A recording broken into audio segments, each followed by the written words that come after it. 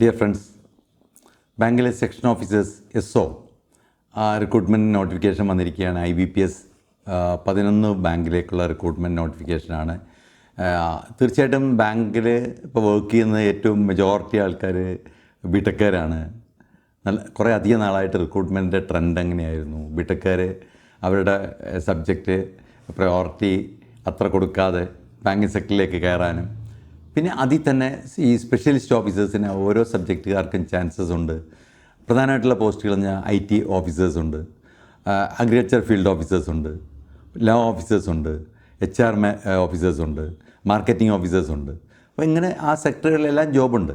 അപ്പോൾ ഇതെല്ലാം specialist category ആയതുകൊണ്ട് അവർക്ക് ആ സ്പെഷ്യലിസ്റ്റ് ജോബുകളാണ് ചെയ്യേണ്ടത്. നോർമലായിട്ട് അതിനുള്ള മാറ്റങ്ങൾ അനുവദിക്കാറില്ല. പിന്നീട് ഒരു സ്റ്റേജ് കഴിയുമ്പം ജനറൽ റിക്രൂട്ട്മെൻറ്റിനകത്തേക്ക് അവർക്ക് വന്നിട്ട് പ്രൊമോഷൻസൊക്കെ വാങ്ങാനുള്ള അവസരങ്ങളൊക്കെ ഉണ്ടാവാറുണ്ട്.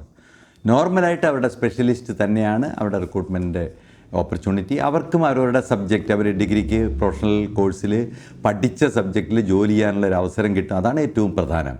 പിന്നെ അത് കിട്ടാനാണ് ഏറ്റവും എളുപ്പം എന്ന് പറഞ്ഞാൽ തീർച്ചയായിട്ടും നിങ്ങൾ അത്ഭുതപ്പെട്ടേക്കും.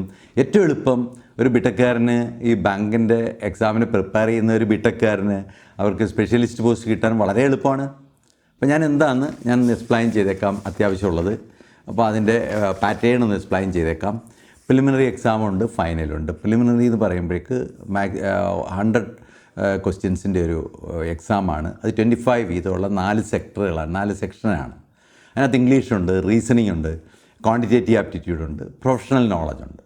അപ്പം ഇംഗ്ലീഷ്, റീസണിങ്, ക്വാണ്ടിറ്റേറ്റീവ് ആപ്റ്റിറ്റ്യൂഡ് കഴിഞ്ഞിട്ട് പ്രൊഫഷണൽ നോളജാണ്. അപ്പോൾ പ്രൊഫഷണൽ നോളജിന് ഇരട്ടി മാർക്കും ഉണ്ട്. മറ്റേതിന് 25 ക്വസ്റ്റ്യൻസിന് 25 മാർക്സ് വീതം, അപ്പം 75 മാർക്സ് പ്ലസ് ഒരു 50 മാർക്സ് പ്രൊഫഷണൽ നോളജ്. അപ്പം 25 മാർക്സിൻ്റെ ക്വസ്റ്റ്യൻസ് പ്രൊഫഷണൽ നോളജ് ഉണ്ടെങ്കിലും അതിന് നിങ്ങൾക്ക് 50 മാർക്സ് കിട്ടും. അങ്ങനെ 125 മാർക്സിനാണ് ടൈം. അതുപോലെ 80 മിനിറ്റ്സോളം നിങ്ങൾക്ക് കിട്ടുന്നുണ്ട്. എക്സ്ട്രാ ഒരു 20 മിനിറ്റ്സ് കിട്ടുന്നുണ്ട്. സാധാരണ പ്രിലിമിനറിക്കെല്ലാം 3 പേപ്പറേ കാണുള്ളൂ. നിങ്ങൾക്ക് 4 പേപ്പറുണ്ട്. ഒരു പേപ്പർ നിങ്ങളുടെ സബ്ജക്റ്റിൻ്റെ പ്രൊഫഷണൽ നോളജ് മാത്രം. അത് ബേസിക് ആപ്ലിക്കേഷൻ ലെവലിലുള്ള പ്രൊഫഷണൽ എബിലിറ്റി മതി. അത് പ്രീവിയസ് എക്സാംസിൻ്റെ ക്വസ്റ്റ്യൻസൊക്കെ നോക്കുകയാണെങ്കിൽ നമ്മുടെ ഇവിടെ ക്വസ്റ്റ്യൻ ബാങ്കിൽ നിറയെ ഉണ്ട് ക്വസ്റ്റ്യൻസ്.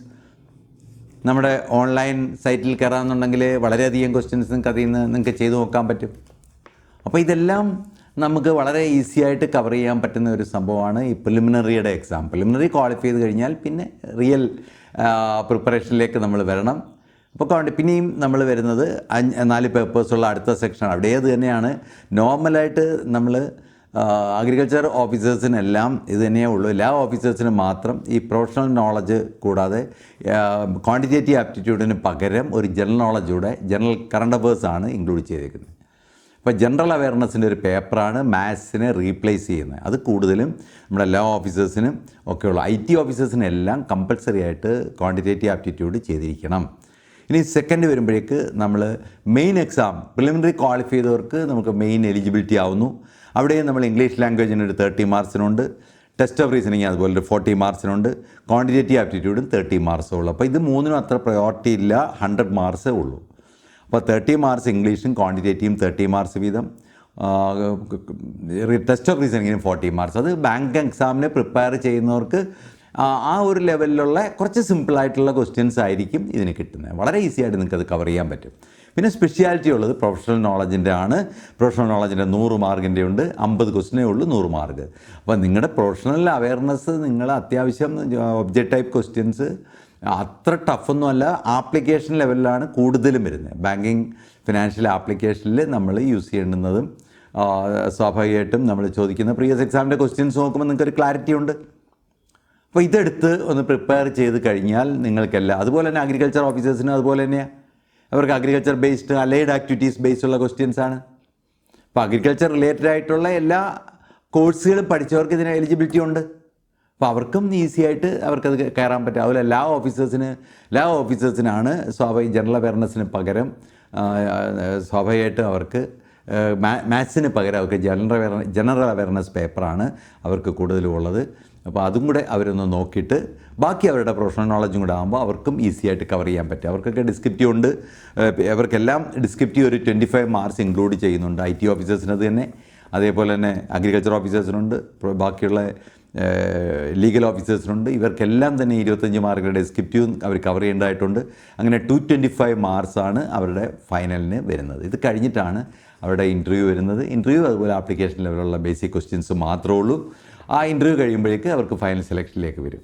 അപ്പോൾ ഏറ്റവും കൂടുതൽ എൻ്റെ ഒപ്പീനിയനിലും എൻ്റെ അനാലിസിലും നമ്മളുടെ ഇവിടെ പഠിക്കുന്ന പ്രൊഫഷണൽസ് ആയിട്ടുള്ള കുട്ടികൾക്ക് അവർ ഇത്തരം പോസ്റ്റുകളിലേക്ക് വരുന്നതാണ് അവർക്ക് നോർമൽ എക്സാം പാസ്സാവുന്നതിനെക്കാട്ടിൽ എളുപ്പം. അപ്പോൾ കമ്പാരിറ്റീവ്ലി സിമ്പിളാണെന്ന് പറയാം. അപ്പോൾ അല്ലാതെ ഒരു ഓഫീസർ ആവാനാണ് കുറച്ചും കൂടെ ടാസ്ക് വേണ്ടുന്നത് ഈ ടൈപ്പ് സ്പെഷ്യലിസ്റ്റ് പോസ്റ്റുകളിലേക്ക്. അതുകൊണ്ട് ഡെഫിനറ്റായിട്ടും എലിജിബിലിറ്റി ഉള്ളവരെല്ലാം ഇതിന് പ്രിപ്പയർ ചെയ്യുകയും എഴുതുകയും വേണം. ഒരുവിധം ബാക്കിയുള്ള മാത്സ് ആൻഡ് റീസണിംഗ് ഒക്കെ പ്രിപ്പയർ ചെയ്ത് തുടങ്ങിയവർക്ക് പോലും ഈ പ്രൊഫഷണൽ നോളജിൻ്റെ എബിലിറ്റിയിൽ അവർക്ക് വളരെ ഈസി ആയിട്ട് കിട്ടും. പിന്നെ ജസ്റ്റ് കോളേജിൽ നിന്ന് ഇറങ്ങുന്നവരാണെങ്കിൽ അവർക്ക് ആ ഒരു ഓർമ്മ, അവരുടെ സബ്ജക്റ്റുമായിട്ടുള്ള ടച്ച് അത്ര ലൈവായിരിക്കും, അത് ഉപയോഗിക്കാൻ പറ്റും. പെട്ടെന്ന് തന്നെ എക്സാം പ്രിലിമിനറിയും ഫൈനലായിട്ട് ചെറിയൊരു ഗ്യാപ്പേ വരുള്ളൂ, വളരെ കുറച്ച് ഒരു മാസത്തെ ഒരു ഗ്യാപ്പേ കിട്ടുകയുള്ളൂ. അത് പാസ്സായി കഴിഞ്ഞാൽ നിങ്ങൾക്ക് പിന്നെ ഫൈനൽ ഇൻ്റർവ്യൂ പ്രിപ്പറേഷൻസിന് വേണ്ടുന്ന എല്ലാ തയ്യാറെടുപ്പുകളും നിങ്ങൾക്ക് നമ്മുടെ സെൻറ്ററിൽ നടത്താം.